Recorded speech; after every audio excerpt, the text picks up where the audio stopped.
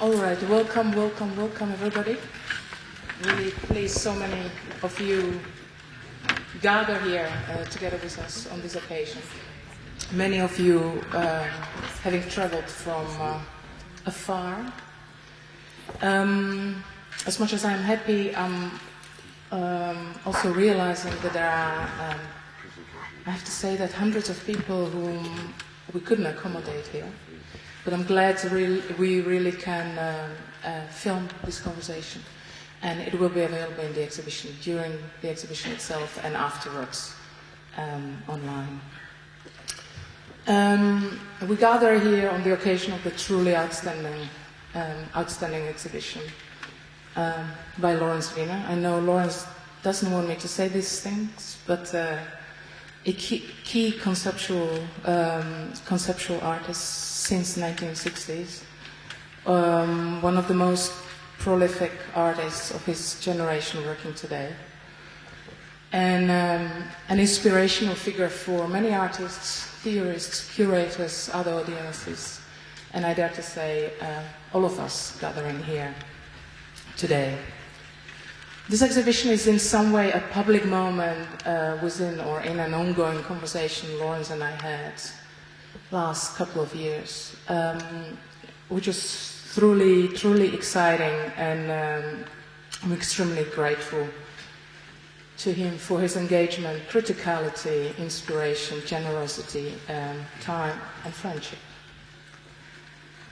The conversation that we have had has centered basically around the place of art in the world today.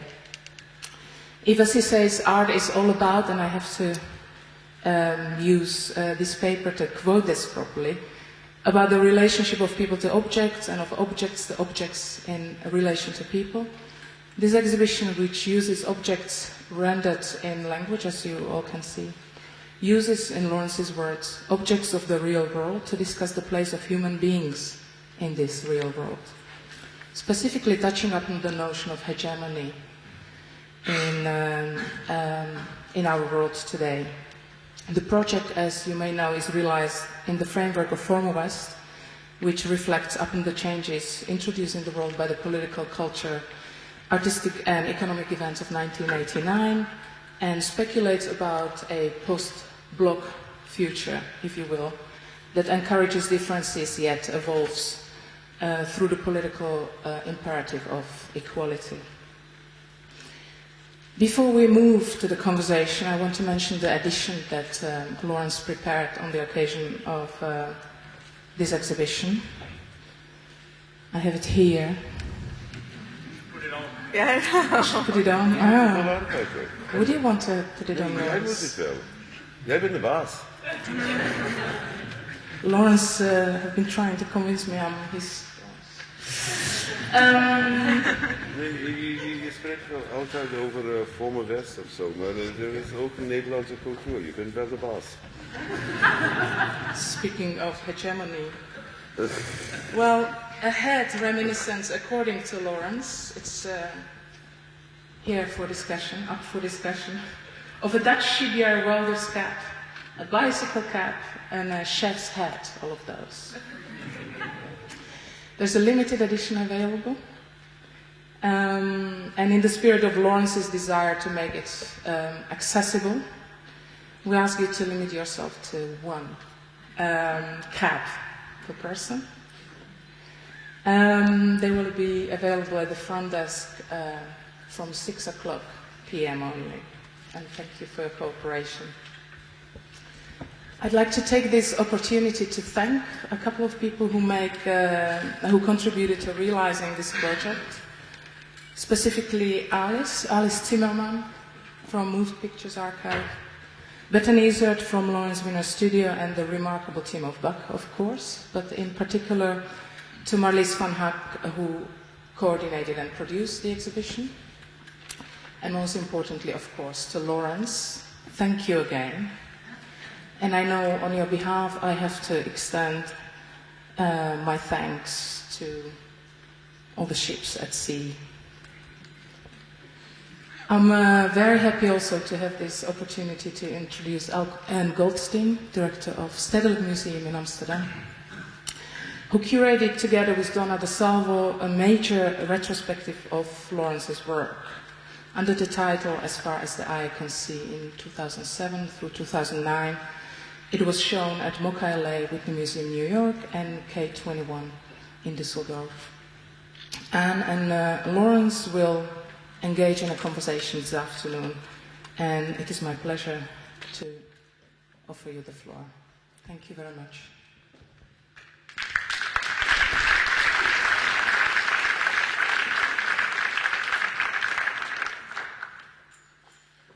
Thank you so much. It's Maria, it's so wonderful to be here, and thank you also to Bach and the great team here, Marlies, for all of your help in organizing this, and for everybody here and upstairs who's joined us today. It's wonderful to see such a terrific show of support for this exhibition, and I am delighted to be here, and it's wonderful for me. I just finished my third week at the Post, so I feel fully immersed in the museum world here, and delighted to be here and working in this context with wonderful colleagues, many of whom are here, and a wonderful artist community, and with an incredible museum that I'm so thrilled and honored to be a part of.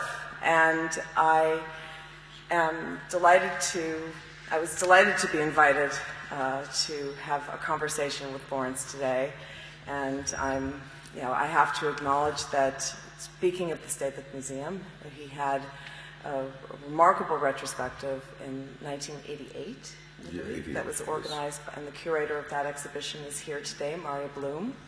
And so I feel I'm a newcomer to the project, and it was always, I think, very remarkable to a lot of Europeans that Lawrence's first major retrospective just came so recently. But it was an incredible project, and working together with Lawrence and Donna was really quite remarkable, and it's always an amazing experience when you have had a relationship with an artist and known their work and worked with them to make the retrospective, to get involved in a project like this, which is so intense, and I think in the case of probably every artist, against exactly what they're about. And I think I think art is about what's in the present, even if we're looking at something that was produced in the past. And I think that Lawrence taught me a great deal to really understand that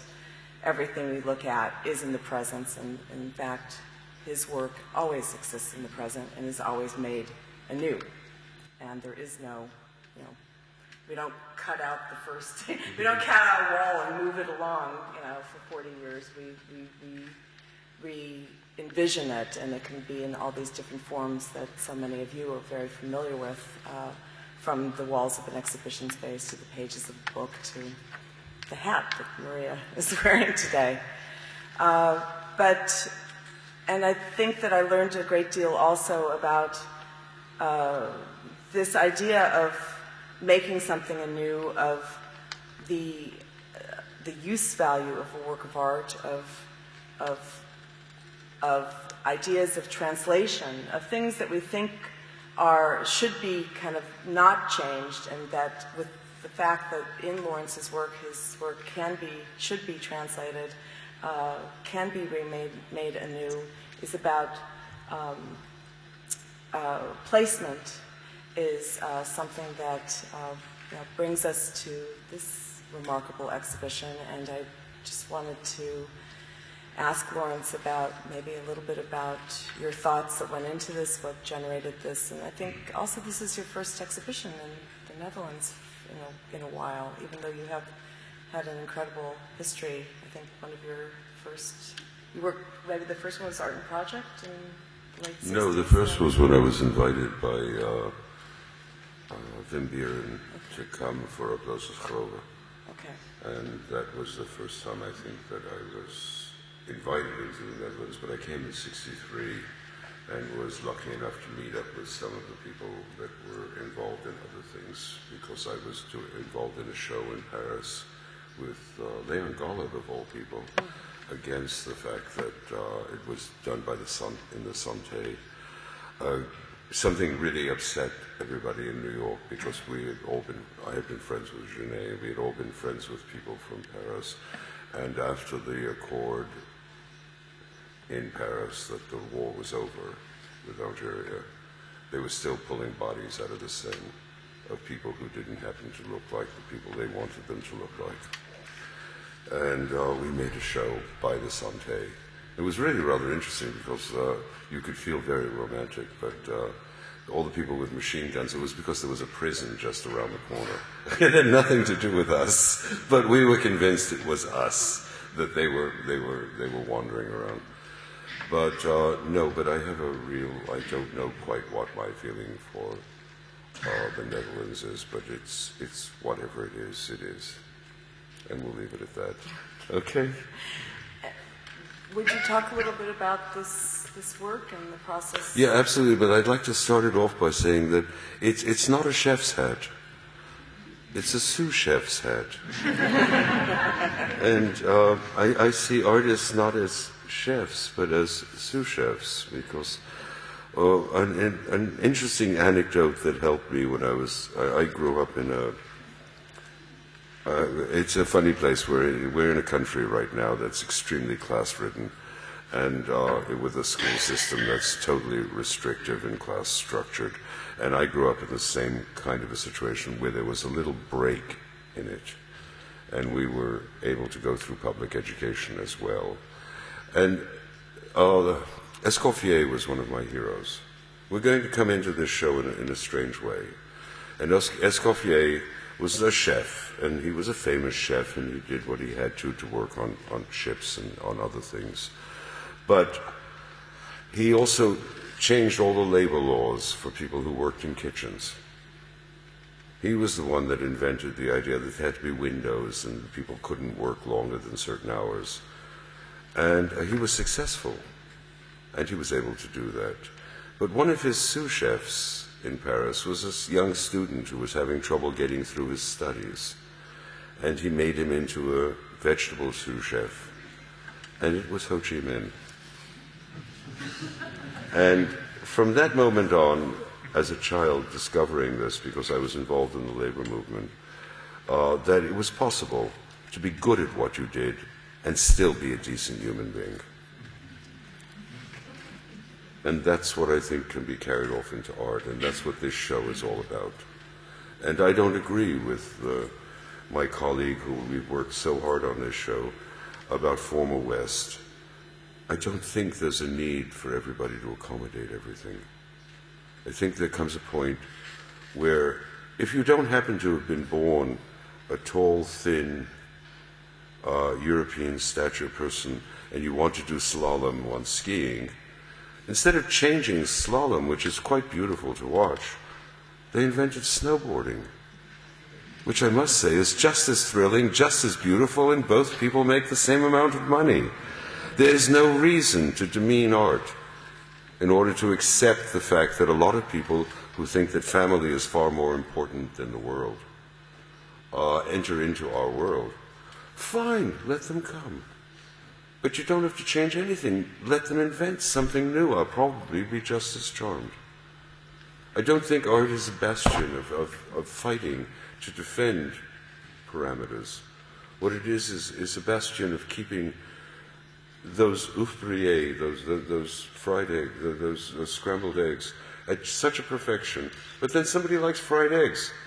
Do fried eggs just as good, and that's my feeling about art. And you and I know this. We've worked on a show together. The idea of making an exhibition is not to make the world follow what you're saying. We're not running for public office, artists. What I'm interested in is the fact that here, do you know that 3/4 of the world doesn't look at letters, but it's language? What difference does it make? It's the content that matters. That's the whole point of the show. Okay? That was the whole point of our exhibition in California. that in fact, let's get down to the core. Let's get down to why do all of these people here have an interest in art, and what do we do? And what we do is try to determine the relationships of human beings to objects, but not based upon what's going to make your grandma happy. Make her happy, you know, like do whatever you have to do, but it ain't got nothing to do with art. Wow. I had to do that, I'm sorry. You know. I had it so perfect in Dutch. And in English it sounds, in English it sounds so goddamn heavy. In Dutch it could have been a little bit of a dance or so. I mean, it could have been funny, but it's not funny, it's serious. I think this is all real serious stuff. It's not because you're important, I'm important. We're people, we're stevige mensen. We're people with a certain kind of, we spent our life building something. But the whole point of art is to bring things out that are an observation, that when they hit the table, each chef can take it. That's why I made a sous chef's hat. That it's not about the best fried eggs or the best scrambled eggs. It's really all about honestly giving dignity to each material that a human being comes across and then presenting it. And if it's of no use to somebody, don't worry so much. You're not running for mayor. Thank goodness. I don't know, Andy. You have a different idea of culture. You have an idea of what responsibility towards what people have accomplished and a responsibility towards other things.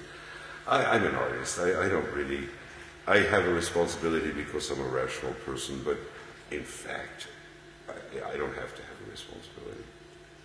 Let's go on from there.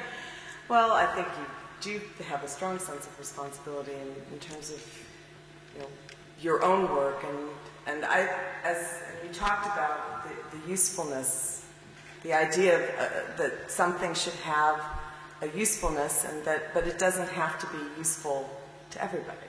Or in the way that you thought it might be useful. Mm-hmm. If you're really careful, you know, you can teach children things. As long as you teach them correctly, they won't be racist, they won't be fascist, and they won't be sexist. But you don't tell them what they're supposed to be, because you have no idea. I'm one of those lucky artists for some strange reason, because the society didn't quite know what to do with what I did. So when something pops up that was done in the 60s or the 70s or the 80s or the 90s, I'm old, I'm feeling it. And it still has a function, because it never told anybody how they were supposed to dress, act, or be when they used it. And that's sort of important to me. And that's why I'm so happy to see what's going to happen. I have a real romantic fantasy about the Stedelijk Museum. I went there, I saw things, and I saw a Franz Klein show from Sandburg, which was a catalog that I had, and I seem to have lost somewhere on brown paper. And I walked in, and it just knocked me for a loop in 1963. And I was a young artist, and I wanted, I don't know how old, I could have been, 21 or something. I wanted desperately to one day be in the Stedelijk Museum. But why not? And all I could find that I wanted was a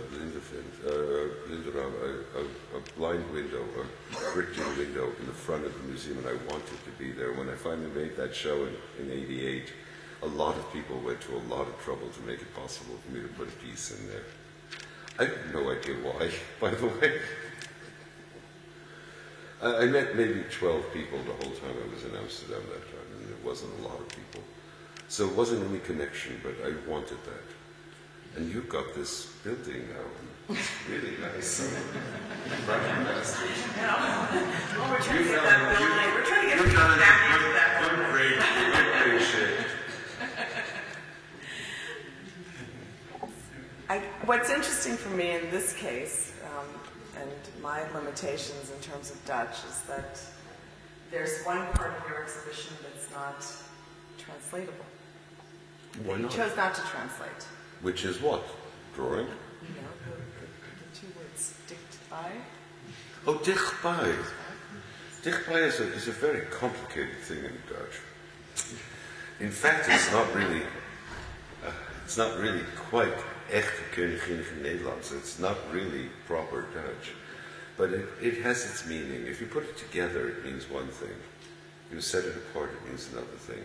But in fact, it means the same thing. How do you be close to something when something is closed? How do you deal with this transition from the fact that the aspirations of one culture and the desire of another are mixing? Aspirations are on the way down. Aspirations means you know exactly what you're shooting for. It's the problem of the second, literally the second Bolshevik. They knew exactly what it was supposed to be. It was this idea that everybody's supposed to wear a little hat, and little boys are supposed to be little men, and little girls are supposed to be little girls, and they had it all straight. But in fact, there's another thing that happens, which is desire. And desire is towards things that you don't know. Desire is towards that aspect of what you're doing that you're not quite sure what's going to happen. You've been careful. You're an artist, you're a curator, you're a director. You're careful. You're not going to do anything that's going to lead to the 3 no's. And those 3 no's are not to be put down. They're very important. No racism, no sexism, and no fascism. Fine. All religions are basically fascist. You have to believe in the fact that everything is done for that. All interpersonal family relationships are essentially sexist. All endeavors are essentially racist. But you try to build something that doesn't fall into the pattern. And that's what Dicht Bij is about. It's about how do you do this? How do you all do what we all dream sometimes? Remember, we all grew up, everybody in this room, of all generations, you had a certain, they play the Marseillaise, it has nothing to do with Casablanca, but why do you all of a sudden, you feel fabulous. You're watching Italiano Bravagente, which is the most depressing movie I've ever seen. It's a beautiful movie, but it's depressing. And they play the Internationale, and you go, like this, why? Especially if you're in a movie theater where nobody's watching you. No, I like to make art where you can feel that without having to be in a dark movie theater. And you can maybe feel it so instantaneously that nobody notices and they won't kill you. No, my idea of changing the world is not to put everybody in danger, it's to put the world in danger from everybody. And that's what the work is about. I'm serious, it sounds very romantic, but in fact, why else would I have been bothering to do this all these years? In a work like this, this work was planned with this exhibition? Totally. And then, but you mentioned just now that this work will be shown. This particular work, there's another one on the other floor. When they clean out the chairs, you can get that other sort of sensual feeling of what it's like to be in a room with content. But the other work upstairs is another work upstairs made for this. It was all done with the idea of dealing with Maria's concept, which I really believe in. And one of the nicest things she did was invite me to participate in what it feels like to be Dutch. I'm not Dutch, I'm a New Yorker. I'm not even really American. I don't really know any of that other stuff. I don't even know how to drive. I engaged in it, and happily the entire group here was open enough to deal with the fact that there was an engagement. And it wasn't about me. It was about something else. And that something else is this. This work will go to the Johanneskirche on loan if the final board agrees. And it'll be right in front of the... Where? In Düsseldorf. It'll be right in front of where the host is spoken to and they do the whole number. I had previously a piece in that area. That was a piece I'd shown for the the last show I made for Conrad Fisher before he passed away. And it was rows of cabbages marked with red ink and buried tomorrow. And that was on the side of it. It's a place that I have found where I'm in not agreement with what the basic feelings are, and yet my conversation with them is an agreement, so I find myself functioning as the Jesuits with the Vatican. Okay? But that's where that piece is going to be lent. But the piece upstairs is something that Maria and I had a little bit of a problem about.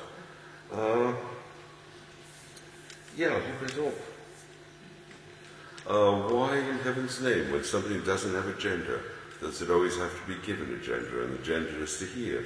Was always the masculine gender. Why not neutral? And up is up. Up means on, and it means up. It's one of the magics of the Dutch language. Why should we excuse it and why should we change it around? Why not just op het op? Op het bovenop? Op het beneden op? On top of those other things. I did a piece in outside of Amsterdam in this park that's boven op, boven het water. It's on top of the water. People living in a polder, which is a place where they made the land, that is so logical, it is so problem. Why can't we use these as things in art? Why can't we understand them, that if a person has a dignity to live in a place that's built on top of water, to be able to deal with what happens when you put your wedding ring on top of that? I just lost a ring. My leg went down and I had to use a cane and my ring got all fucked up. And I lost it. And I've been wearing it since my friend, the person I lived with all these years, and I found it on the street outside of a bar one night and picked it up, and it was somebody's, the little ring that protects the wedding ring or the engagement ring. It's a guard ring. The green ring. Yes, yeah. The green ring. It had emeralds and it had diamonds in it. And obviously somebody looked at somebody and said, "Fuck you, I've had it." Well, she and I came out of the bar one night. We're getting into a cab to go someplace to have whatever we were going to do. And I picked it up, I put it on, and it fit. And that was my ring. It was a very good choice, by the way, that I made in my life. But aside from that, the ring was on, and then I got this problem with my leg, and I used this cane for all these damn months. And it seemed to have bashed it down, and it just broke off 2 days ago. And I look at that as the problem we have with art. What do we do with something that has held us in good stead all these years? Come on, Anne, like you're the protector of all of this. You were the person who stood there when I said, "Anne, we're not going to have any explanations in our exhibition. People are not stupid." And you said, "The board's not going to be happy, this one's not going to be happy, but in fact, yeah, people are not stupid." And we agreed. And there were no explanations. And there were no complaints. Nope. Dusseldorf. I mean, my God, how many times have you gone to see an exhibition you wanted with curators who busted their ass to make the most beautiful show, and you had to stand there for an hour and a half listening to this explanation? People are not dumb. You just show them what you have to show. Later, they can go somewhere. There's things called bibliotheques. Now with the internet, they can look it up if they didn't know the answer, but you don't have to waste everybody's time when they're coming because art is a sensual experience. Art is that one time, it's the kid that goes in and sees a Mondrian. They don't know what the hell it is. Something works. They see a Pollock. It doesn't have to be dramatic. They see the Giacometti at 4 o'clock, the palace at 4 a.m. Something happens. Why do you want, before they have this experience, to have all this problem? Do you really want somebody explaining somebody what the responsibilities of having a child are, what the responsibilities of this are, and what the first time you fuck? No, you don't. Well, every piece of art that's worth anything is the first time you fucked. And sometimes it's really sloppy. Sometimes it's really clumsy. But it's some way that you're entering into a world that you never entered into. And that's what art's all about. It's not about anything else. It's about that awareness, that moment when you really and truly see something you don't quite understand, but you do quite understand. You just don't know how to use it. That's nice, ain't it? And we did it. We did it well. And there was nobody in Los Angeles that complained about not having, At least we didn't hear about it. We weren't good enough for them to talk to, obviously. But I don't know. But what do what do you do? You spent your whole life making it possible for people to see art. How do you feel about somebody who finds themselves like me? I'm lucky right now, okay? I can make work and I can show it. But how do you feel about this? You have another responsibility. You have a responsibility towards this history of art that brought you into the art world. I'm curious about that. I'm going to use this for this. Why not? I never asked you this. What is your problem? What do you see as? How do you deal with it? I couldn't. If I were you, I wouldn't know what to do. I'd end up running around and I would end up fucking up. I really would. I'd end up bringing in people I didn't understand and letting them do things. Where do you find in this relationship with this dependence of our art history to understand what's happening now? Hey, I'm done. I feel like I'm one of those television programs asking a question. that's right. Well, it's an interesting moment for me to think about this kind of question. What's my problem? What am I doing? But I think for me, as a curator, as somebody who has always been very identified with museums, who feels very comfortable in that kind of context, I felt compelled to do what I felt would be historically necessary. And that if I could do the best to serve the interests of the art and to collaborate with an artist. And I think in our case, it was such an extraordinary opportunity to collaborate with you on your retrospective. I mean, this is an extraordinary privilege that I had because... For me or for you? For me. Oh, it was for me too. Thank you. But it's to have the opportunity to collaborate with an artist on how they want their work to be viewed within this very strange construct of looking back, of thinking about how your work is historicized. And I feel that, and it was, when we worked together, it was a very intense experience. And as you can imagine, Lawrence questions everything, and an artist is there to question and criticize, and that's what I respect and that's what I look for. So it's interesting how to take it into these structures and how to use the conventions of exhibition making, of museums, of exhibition catalogs, to do the best to serve the work in the best way. I always feel that if I can do the best to serve the work in the best way, that the artist who's the subject of the work, but the artists who are the spectators. I always have felt that I must justify the work first to artists. And if it is justified to artists, then I can do my job to help to make it possible for others to hopefully pique their curiosity and help them find their way if they want some help, and help them, so even if they don't like it, they've seen something that is the best they could have seen. And so that we all have to compromise, we all have to think about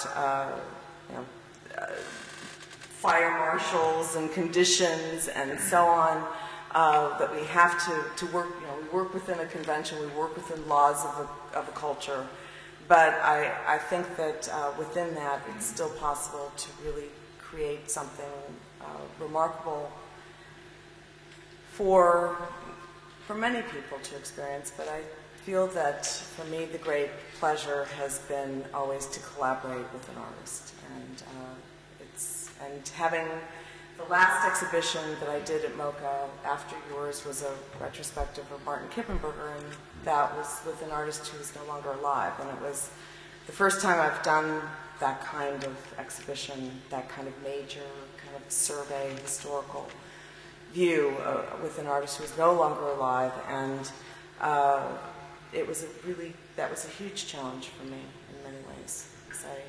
It's not that I'm... Ouija boards. Yeah, Ouija boards, yeah. I had one dream. It was in one dream, and I remember I was having all these troubles, and everybody was telling me, Martin wouldn't have done it this way, and Martin wouldn't have done it that way. And so one night I was dreaming, and there was Martin.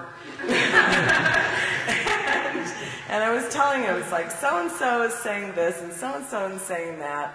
And he just kind of sat there, and he didn't offer me much help. And then I came to him, and I just said, you know what? You're dead. There's nothing.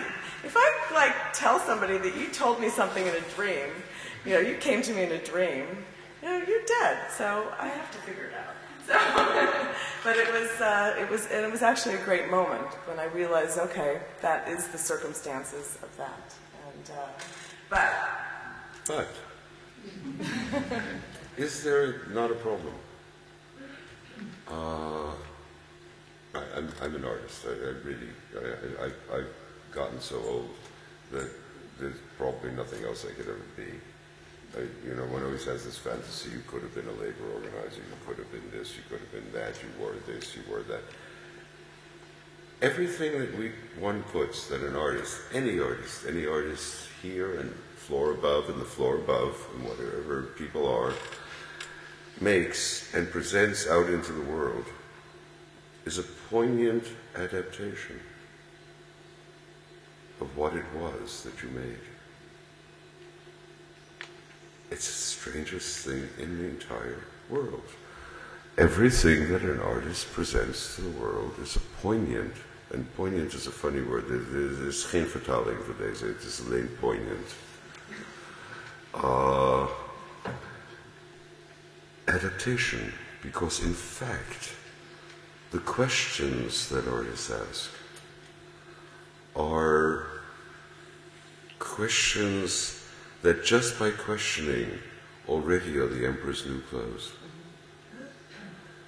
Each time, and it doesn't matter, this can be, I have this feeling that there's no such thing as provincial, and there's no such thing as this, and there's no, the only thing provincial means is clothes.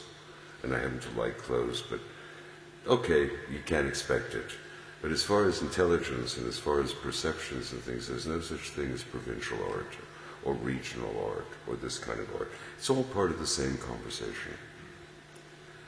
But when it's presented, when we have to put it together, when I have to make a show, when you have to put together an artist who's interested you most of your life and you have to make a show, it becomes a poignant adaptation. Because we always feel the need to translate, or to transmute, or to move along. I'm curious about this. This is why I made this show. I was interested in Maria's concept of former West. I have this funny theory, and I've talked about it, that it's bullshit. This crap about, this culture didn't get this culture didn't get that, this culture. I grew up in the South Bronx. I didn't get shit. I don't really care. What I care about is that, like, you look at a slalom of skiing, it's really rather exciting to watch. You have to be long and thin in order to be able to slalom. That's it. There is no slalom for short, squat people. You have to take the slalom then and throw it away. which is what we've done in the art world most of the time, which is a problem, and do some nonsense that's good for Coca-Cola and for McDonald's, but it's not good for anybody else. Or somebody comes along who has the desire to be fabulous and does something like snowboarding. Snowboarding is totally adapted for people who have a different physical stature. You watch snowboarding, it is so exciting and so wonderful. You watch slalom, it is exciting and it is wonderful. And we have not had to fuck up something that is being done that really means something, like drawing a line from A to B. There's no reason there has to be a C because somebody's grandmother has a bad stomach or something. It's not my problem. And that's my problem with making art. And that's my problem with this whole question about what do we do with different cultures coming together. What you do is you make the best scrambled eggs in the whole fucking world. And if somebody comes from someplace that doesn't have eggs, they make the best whatever the hell it is in the world. And I'm sorry, this is what this whole show is about. It's about Dicht Bij. How is it closed off and how can we be together at the same time? It just happened to be a chance within this particular culture, this particular language that works. In German, when I use Dicht Bei, it means something totally different. When it's going to go to the Johanneskirche, Dicht Bei means we are all connected and close by and we are this and that. It has a very positive meaning. Dutch, for some strange, wonderful, wonderful chance in my life as an artist, it doesn't have the same meaning. And then when it leaves here, where it was a question, it becomes an affirmation someplace else. Close by, which I'm going to do for this magazine, means something totally different. This is a question, the other is an affirmation. You take a piece of steel, and it's not my favorite artist, I must tell you, but when an artist does take an I-beam and paint it pink, it has another meaning in an Anglo-Saxon culture. It doesn't mean anything in most other cultures because there's nothing wrong with pink. I happen to like pink, which is why I wore a pink shirt for my opening. But this is what this is all about. This is all about, let's find this way that we can take all of these cultures that are all thrown into one big thing and still make the best art humanly possible. The best thing that when somebody sees it, and it could be 2 stacks of bricks, it could be instead of language that, which is totally understandable to a large percentage of the population, who doesn't think that the world works in straight lines. There are people who don't think in straight lines. They do think, though. And they think literally about the same glass that we think about. And that's what art's supposed to be. It's supposed to be this conversation about the glass, not about somebody's mother, father, or brother. Not about what they think. There's a thing that happens in New York that's a disaster. It's called Stuttgarting. Somebody drops by and you're going to go with them someplace and you're busy. You're not a lucky person. You don't come from a supportive culture. You basically have to work all day. So you get on the subway with them at 14th Street and you're going to 42nd Street. Now this is whatever amount of time it takes. Your time to be where you are. You're moving under the ground and there's strange people around and you look. They spend the whole time telling you that it's not like it is in Stuttgart. It's different in Stuttgart. People are wearing different things in Stuttgart. It's not like it is here. It's not like, you've had this all your life. I have too. We all have. And they tell you what it's different than where they are. You don't get a chance to have gone from 14th Street to 42nd Street. You have no fucking idea what you've just wasted your time listening to what this person is telling you about what's different from where they came from. Art's not supposed to be about that. It's not supposed to be sociology. It's supposed to be that one little fucking bang.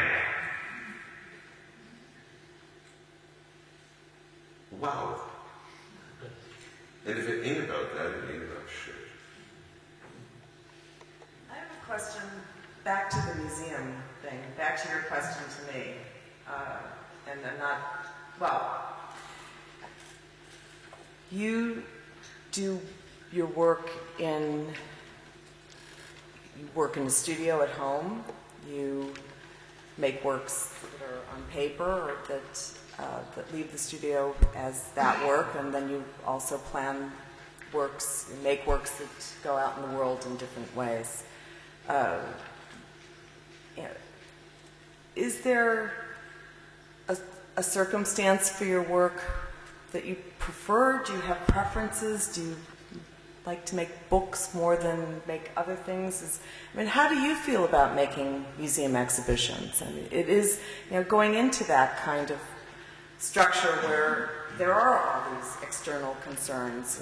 In your studio, you can do what you want. Who said this? Where did this come from? I don't Where is this? We've all been grown up. Look, I didn't know what an artist was when I was a kid. When I discovered what an artist was, it was what I wanted to be. Okay? But it took a while to figure it all out. I only draw because I can't find enough people to talk to me about what I'm interested in.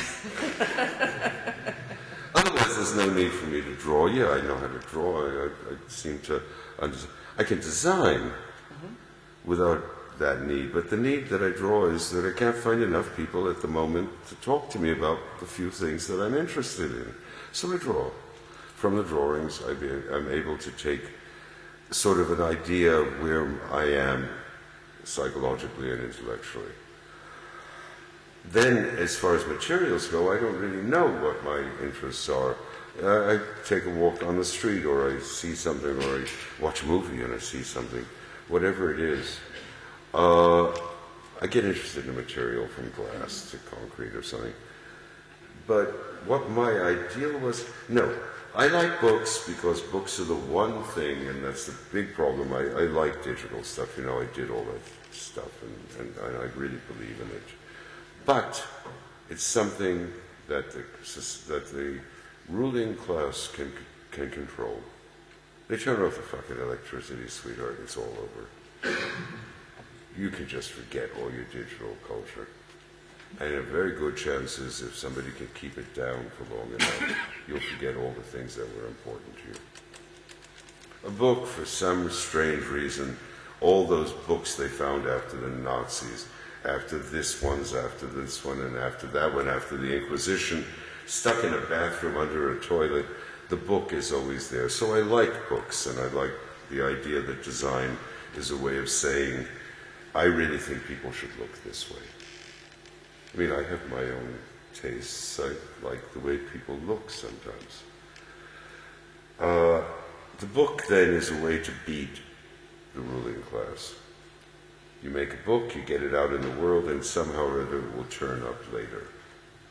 But that's not because books are wonderful. That's because maybe the ideas are wonderful. Because if you remember when former Yugoslavia fell down, where the hell did they find all those Stasi uniforms when in a country where if you had a Stasi uniform, your children would be thrown out of school and you'd be put in jail? They had them.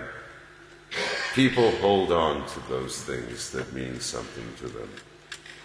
That means if they were fascists and they had decided to be fascists and stay fascists, they're garbage. If they were people who were interested in something else, they were less garbage. But in the end, we're all garbage. Come on. Nobody's better than anybody else. It's just that some of the things that people believe are really over the edge. But a book is that way.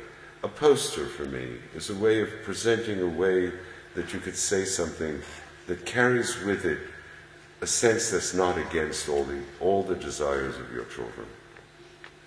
Okay, you design a poster, you try to design a poster that dances to the music of its own time. An exhibition is a way of presenting what you've done to an audience that hopefully, if you've been lucky, brings in people who never had seen it. I was lucky at the Whitney because there had been a Carol Walker show downstairs. People who were not interested in what I was doing, but that knew that art was a part of their life came. They paid their money, so they went upstairs. It turned out to be extremely interesting to a lot of people. which they would have never have known and I would have never have known. Mocha was the same thing. There was a very good PR thing going on. The strangest people showed up and walked out having seen what another human being was able to see in the world. Hey, that's the whole point of the museum. I don't have a favorite thing. When I can, and it doesn't interfere with too many other people's lives and everything else, I do media, because it allows me to deal with other people about my ideas. It's not an ivory tower. I have to convince them. I don't have a lot of money. So I have to convince them to engage in what I'm doing.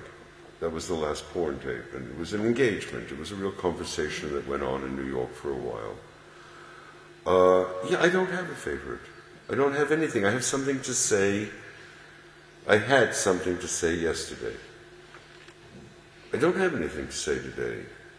Today I'm here, sitting here, playing the Levende Pop. In German it's a nice thing. It's Levende Pop. I'm a Punch and Judy show with a friend. No, it's not a hard one for me. It's easy with a friend who is somebody I'm fond of and somebody who I intellectually can communicate with. No problem. But I don't have anything to say today. Tomorrow, if I'm lucky, I'll get a couple of hours and I'll have something to interest me, a piece of paper or a pencil or something else. That's nice, isn't it?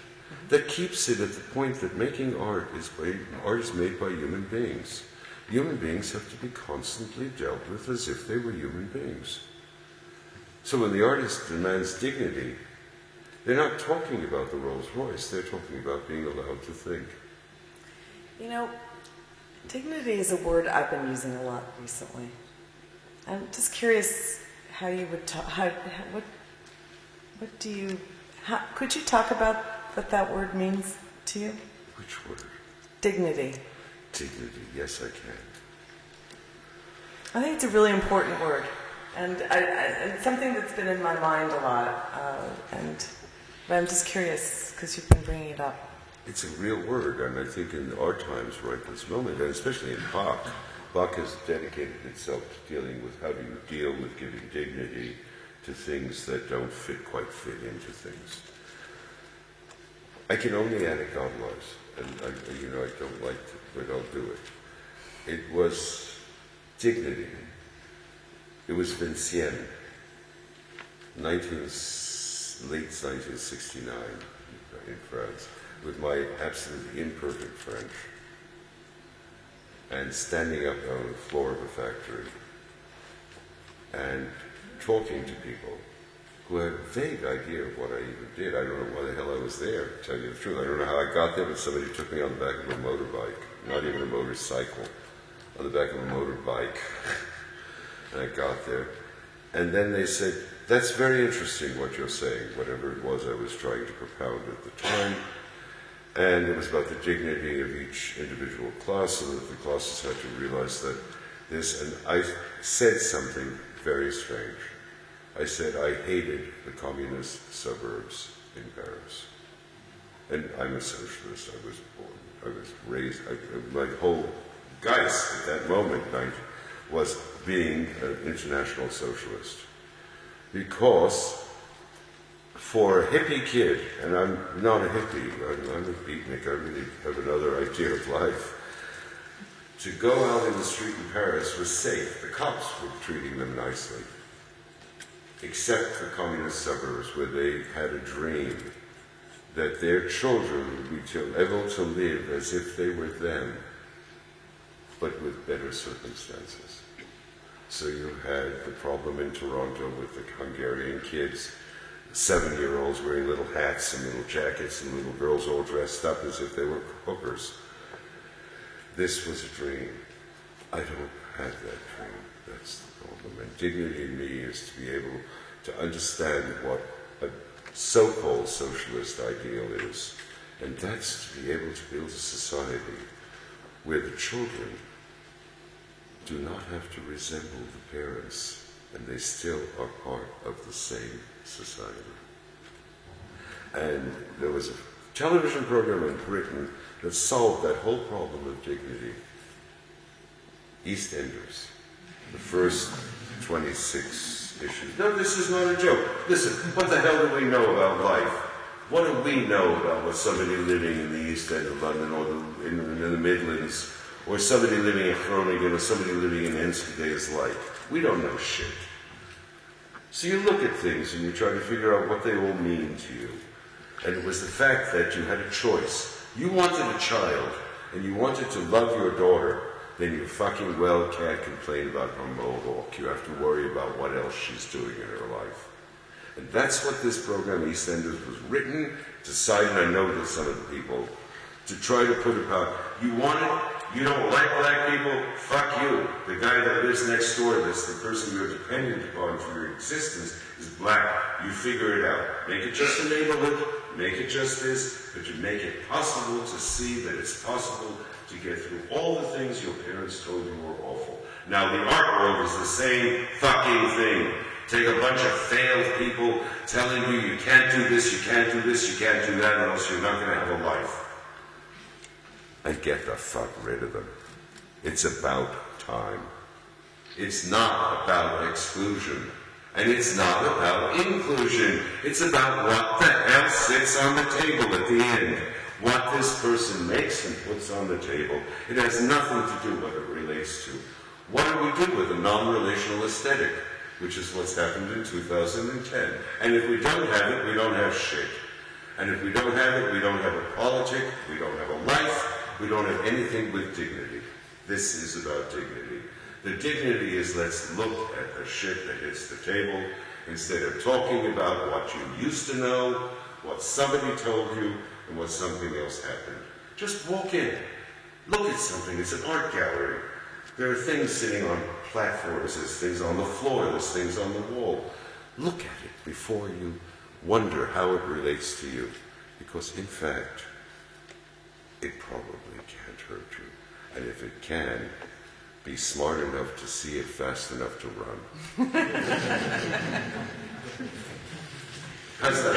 Answer about dignity? I'm sorry. Maria, how are we doing for time? Should we have some time?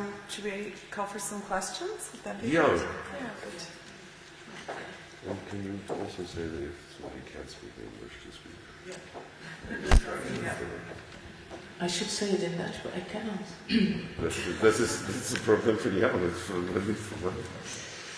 But I'd like everybody to feel open, and if you don't feel that your English is good enough, let's just say it in whatever you have to say it, and somebody will figure out how to get it. Fair enough. Somebody will figure it out. It will happen.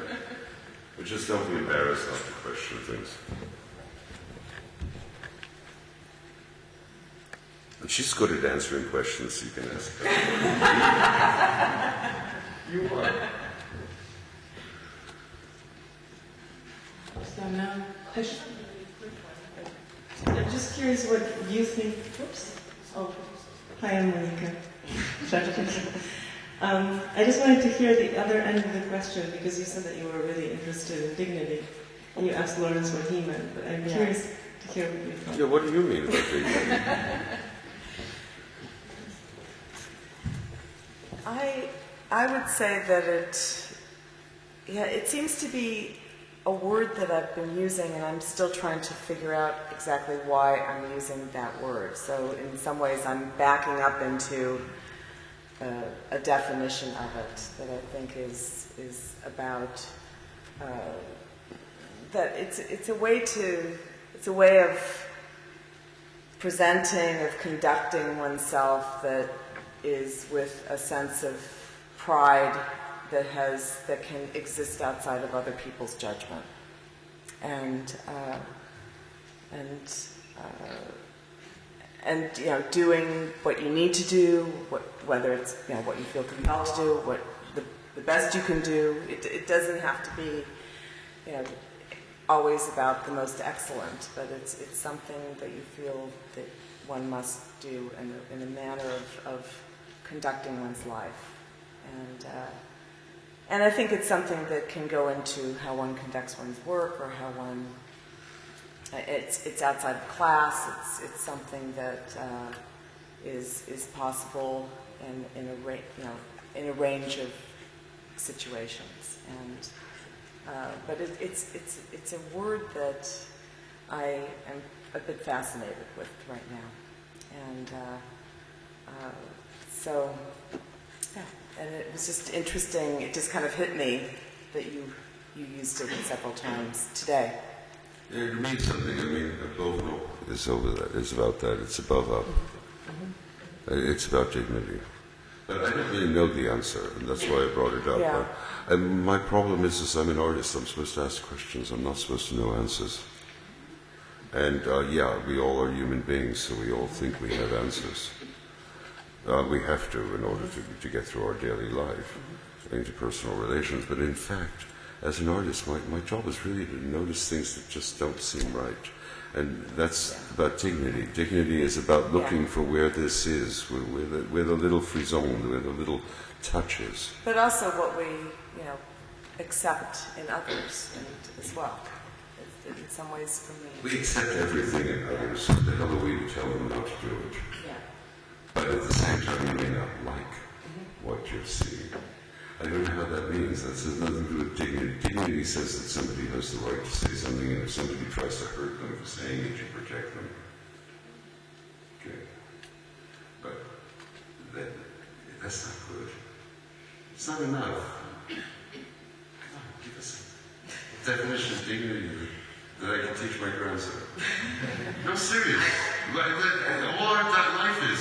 We're lucky people, and you and I, we have all these administrative things to do. We have to make a living, we have to support people, we have to do whatever the hell we do. But at the same time, our job is all about trying to find those things that we can present to the world that we think are going to make the world, in fact, a more viable place for more questions. Okay, we're in court. The museum, the artists, the organizers, they're not against each other. It's geen vechten. It's not a, I don't know what the English for vechten is. It's not a whatever it is. It's not a simple argument, okay? It's not a simple fight. It's something much more complicated. But that's not it. We spent all this time, thousands of days have been wasted with sad people teaching that artists fight against what they see as the metaphor for the structure that makes them unhappy. Why not attack the goddamn structure and leave the metaphor sitting somewhere where it belongs? It doesn't belong there. The structure is what one has to attack, and that's why we're looking for this thing about dignity. Where is the dignity? I don't know. And I make art to try to find out. And what's dignity on Wednesday is not necessarily dignity on Friday. Because as you're developing, the world is also turning. That's very true. And everybody forgets that. Are there more questions? You've got a question. Wow. Thank you, Maria. My name is Alex. I've always admired your work because the things you wrote down for us and put on walls always made us imagine something, and that's what a visual artist does. And you said, as a visual artist, I am up to asking questions, but is it also a proposal or an invitation to us? No, not really. What it is it's a question of what has already been accepted as an empirical fact. It's not. I'm doing, that wonderful thing in French between exhibition and exposition. The artist is always in this strange place of exhibition, which is flashing, and exposition, which is show. I think art is really, and maybe in the last 3 or 4 years I've begun to realize more and more, it's very much laying it out and hoping that it will be seen before they know who did it. That's the best answer I can give you to that. I have a microphone here.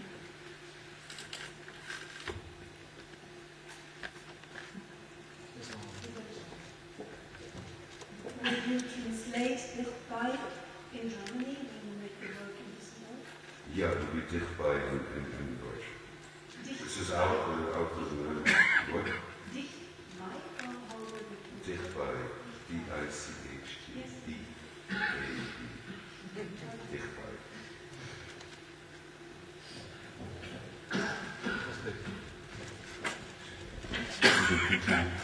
You said just now, to hell with non-relational aesthetics, which is a nice term. Would that also be something that might count for you in the State Museum? I'm sorry, I didn't understand the question. Well, you seem to imply that art is merely aesthetic and has no relationship with anything else. I didn't say that. Me? I think you implied it. No, I didn't imply it at all. I'm not an implicational person. That makes sense. Well, then I take it back. No. I think what you're trying to say is that what you're saying is that aesthetics are outside of the fact that people in Haiti are starving and dying on the street, is outside of what's happening in all of the places in the world that horrible things are happening. No, they're an essential part of it. And in fact, there's a way to die aesthetically and not die aesthetically. And that has to do with Goldstein's question about dignity. Okay, so it's not outside of it, so I'm saying that maybe it's as much a part of everything as everything else is. And until it can be accepted as a part of it, we don't have a complete culture. Until the child who sees the swan or the kite can accept that they're the same thing. I'm doing a piece for children in Castellón, in a park, and they're a little upset, but not terribly. They're being good about it. I don't want a plaque, I don't want anything. I just want these things out there in this place where children go to play, and they have barbecues. And it's the whole concept of the idea of a graceful gesture to kill a bull in a bullfight that kills the bull, it doesn't make it suffer, is looked down upon by the European community. But the same graceful gesture, when you turn it this way, will fly a kite. And if you happen to be in the wrong place, the Taliban will cut your arm off. And it's for children. It's the idea that the whole point of the matter is the grace, not what the society that owns you at that moment says it has a value for. That's the difference. Anybody else has a question?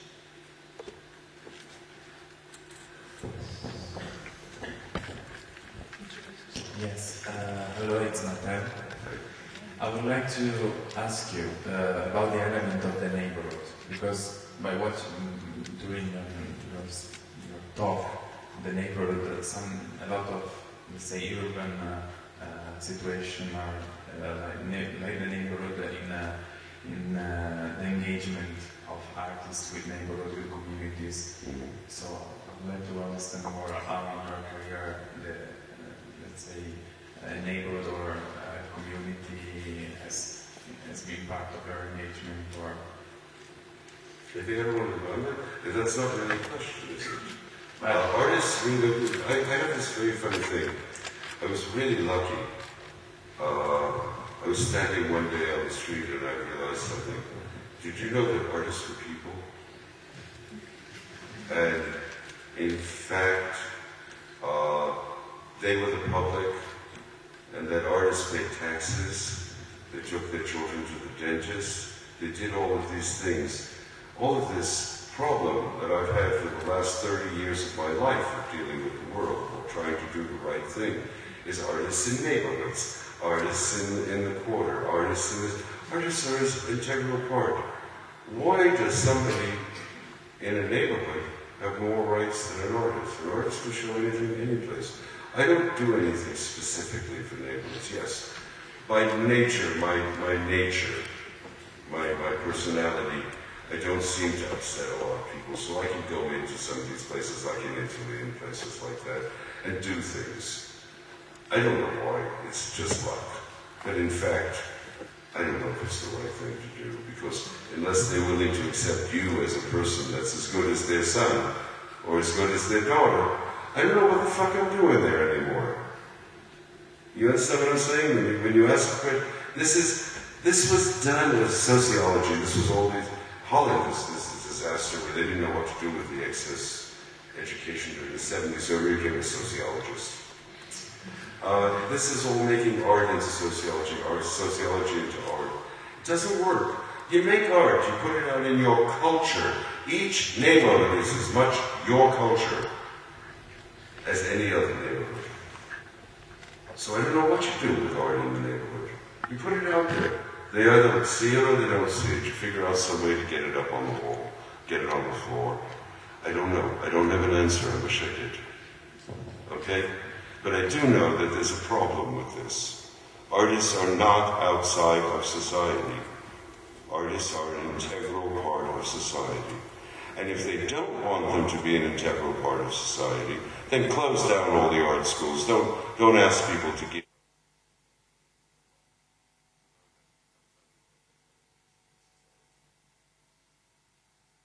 It's that simple.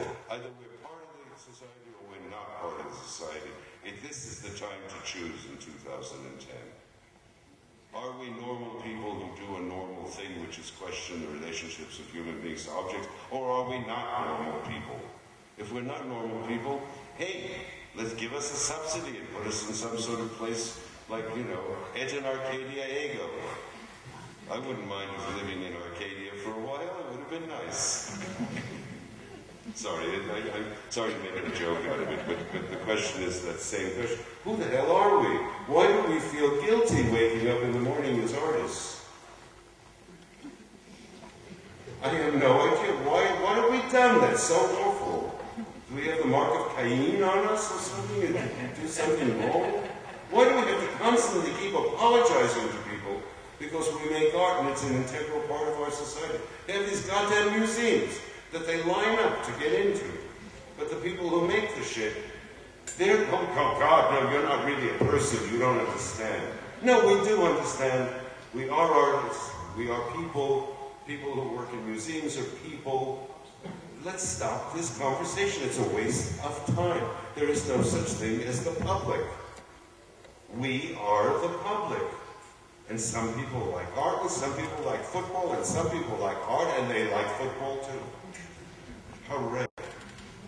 Isn't it about time we stop this nonsense about, we're not bringing any gift to anybody, we're not Prometheus.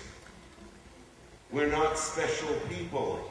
We're human beings who decided that maybe this idea of dealing what the relationship with the real world and artists and people are is something you do with your life. And if they don't want it in the society, let them reject it, and let's move on and let's find another goddamn society. Enough is enough. We cannot waste the talents and the aspirations of the next generation to tell them they have to continually apologize because they're interested in finding what red and yellow mean. Is that any different than finding out what 1 and 2 mean